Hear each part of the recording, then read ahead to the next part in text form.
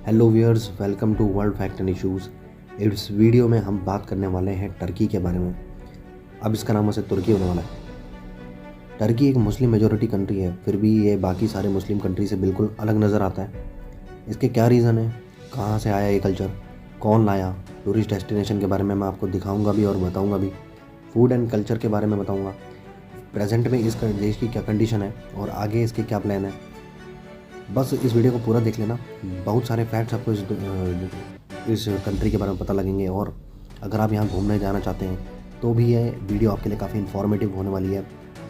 तो चलिए बिना कोई वक्त ख़राब करे शुरू करते हैं इस वीडियो को।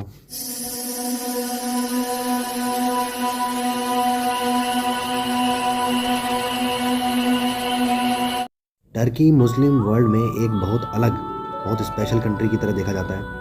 ऐसा आपको बाकी दूसरी मुस्लिम मेजॉरिटी कंट्री में देखने को नहीं मिलेगा। जैसे यहाँ मल्टी पार्टी डेमोक्रेसी है, मुस्लिम मेजॉरिटी होने के बाद भी ये अपने आप को सेकुलर बोलते हैं। फीमेल्स यहाँ सब कुछ कर सकती हैं, वो वेस्टर्न क्लोथ्स पहन सकती हैं, वो पार्टी कर सकती हैं, वो कार चला सकती हैं, वो घूम सकती हैं, वो पढ़ सकती हैं, बिल्कुल दूसरे वेस्टर्न कंट्रीज़ या डेमोक्रेटिक कंट्री की तरह। इसके दो रीज़न हैं।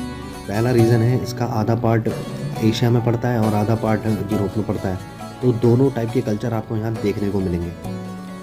दूसरा रीज़न है मुस्तफ़ा कमाल अतातुर्क, जो कि फाउंडर है मॉडर्न टर्की के। पहले थोड़ा सा इस देश की हिस्ट्री के बारे में जान लेते हैं, बिल्कुल सिंपल वर्ड्स में। हिस्ट्री में बहुत सारे एम्पायर हुए हैं, उसमें से एक एम्पायर था ऑटोमन एम्पायर। उस वक्त टर्की ऑटोमन एम्पायर का गढ़ था, बहुत फैला हुआ ये एम्पायर था। इसके अंडर टर्की, अभी मॉडर्न टर्की जो है, Egypt, Greece, Bulgaria, Macedonia, Jordan, Syria, बहुत इसके अलावा कंट्रीज़ आती थी।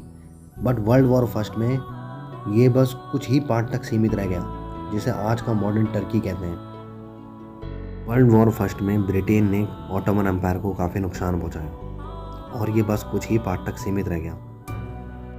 फिर 1923 में रिपब्लिक ऑफ टर्की के पहले प्रेसिडेंट बने मुस्तफ़ा कमाल अतातुर्क, जिन्होंने एक मॉडर्न टर्की की नींव रखी।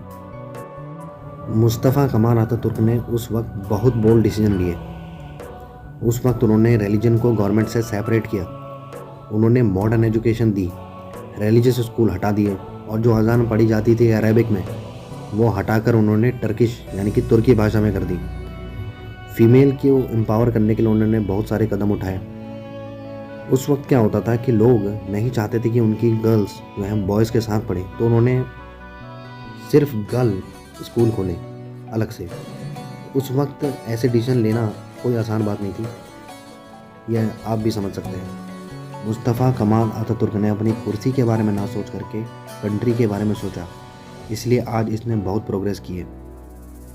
वो बात अलग है, जब मैं ये वीडियो रिकॉर्ड कर रहा हूँ तब इनकी करेंसी लीरा की इंटरनेशनल मार्केट में पिटाई हो रही है कुछ समय से। टर्किश स्टैटिस्टिकल इंस्टीट्यूट ने हाल ही में एक रिपोर्ट जारी की है, जिसमें टर्की का इन्फ्लेशन रेट 20% तक बढ़ गया है और खाने पीने की जो कीमत है उसमें 27% का इजाफा हुआ है। लीरा डॉलर के मुकाबले काफ़ी कमज़ोर हुआ है। अब हम टर्की के बारे में कुछ बेसिक चीज़ें जान चुके हैं, तो आगे बढ़ते हैं। टर्की की कैपिटल है अंकारा और इनकी सबसे फेमस सिटी है इस्तांबुल, जो कुछ यूरोप में आता है तो कुछ एशिया में उसका पार्ट आता है। टर्की ब्लैक सी और मेडिटेरियन सी दोनों के साथ अपनी कोस्टल लाइन शेयर करता है।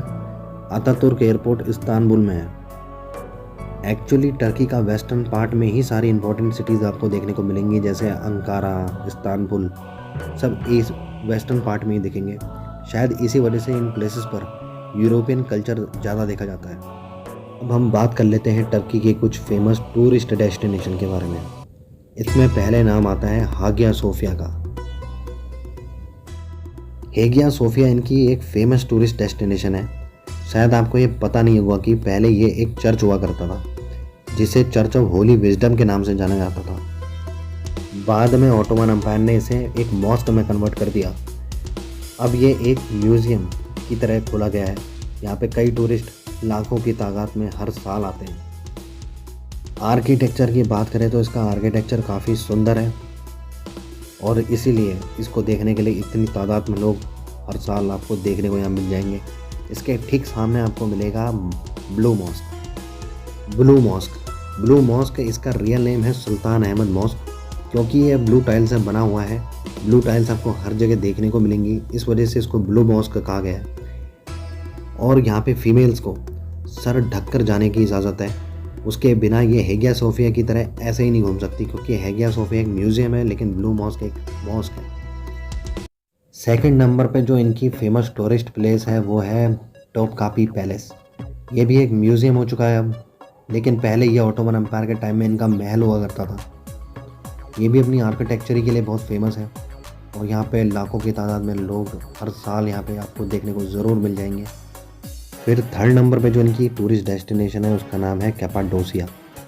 कैपाडोसिया एक रीजन है जो कि अपनी हॉट एयर बलून एक्टिविटीज़ के लिए जाना जाता है। ये जो एक्टिविटीज़ होती हैं सुबह 5 से 7 बजे के बीच में अर्ली मॉर्निंग में हो जाती हैं, और इस एयर बलून एक्टिविटीज़ का जो चार्ज है वो है 150 यूरो, यानी कि इंडियन रुपये में बात करें तो 12,000 रुपये के करीबन आपको ये एक्टिविटीज़ करने को मिलेंगी वहाँ। कैपाडोसिया एक चीज़ और के लिए बहुत फेमस है, वो है इधर का टेम्परेचर वेरिएशन। यहाँ पे टेम्परेचर वेरिएशन बहुत होता है, -39 डिग्री सेल्सियस चले जाता है सर्दियों में, और गर्मियों में चले जाता है 45 डिग्री सेल्सियस। यहाँ कैमल राइड की जो कॉस्ट है वो करीबन है 150 लीरा, यानी कि इंडियन रुपये में बात करें तो 170 रुपये। यहाँ टूरिस्ट केव के अंदर रहते हैं, मतलब यहाँ पे एक 5 स्टार केव्स आपको मिलेंगी रहने के लिए होटल्स के फॉर्म में। अब नेक्स्ट टूरिस्ट डेस्टिनेशन के बारे में बात कर लेते हैं, जो कि एंटालिया। ये सिटी जो है सी के किनारे आपको मिलेगी। मैरीना बाज़ार यहाँ का बहुत फेमस है, बीचेस के लिए ये सिटी बहुत जानी जाती है।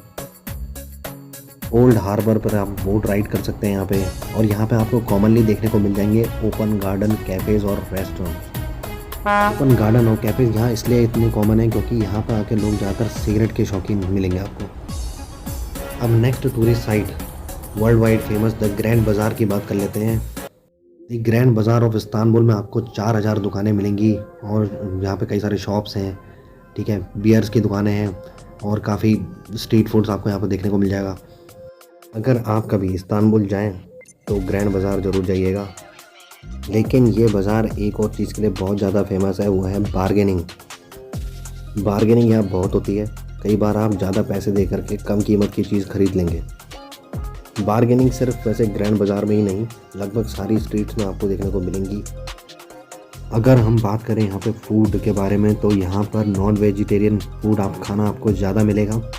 यहाँ का डोनर कबाब बहुत ज़्यादा फेमस है, और यहाँ पे चिकन से एक मिठाई भी बनती है जो कि चिकन और दूध के मिला करके बनाई जाती है। बकलावा यहाँ की एक अनदर इम्पॉर्टेंट डिशेस में से एक है।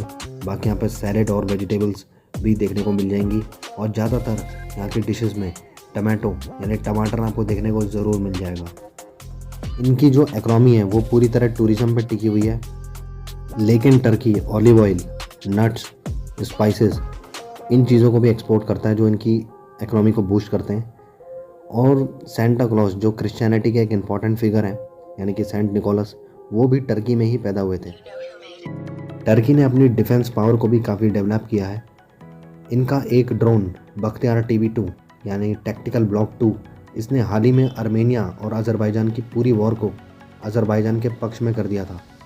मुस्तफ़ा कमाल अतातुर्क ने मॉडर्न टर्की बनाते वक्त ट्रीटी ऑफ लॉज़ेन साइन की थी, जिसके अंडर ऑटोमन एम्पायर वापस फैलेगा नहीं।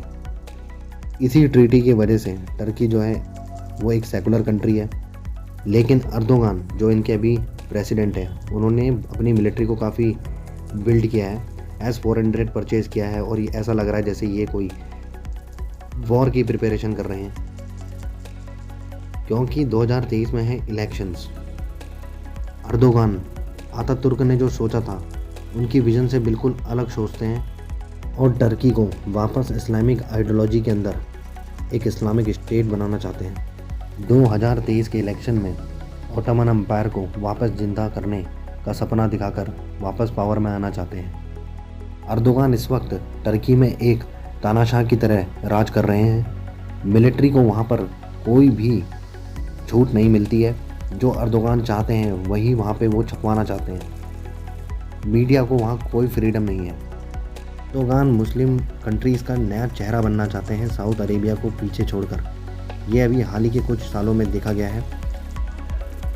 इस वीडियो में मैंने आपको कंप्लीट इन्फॉर्मेशन दे दी है इस कंट्री के बारे में।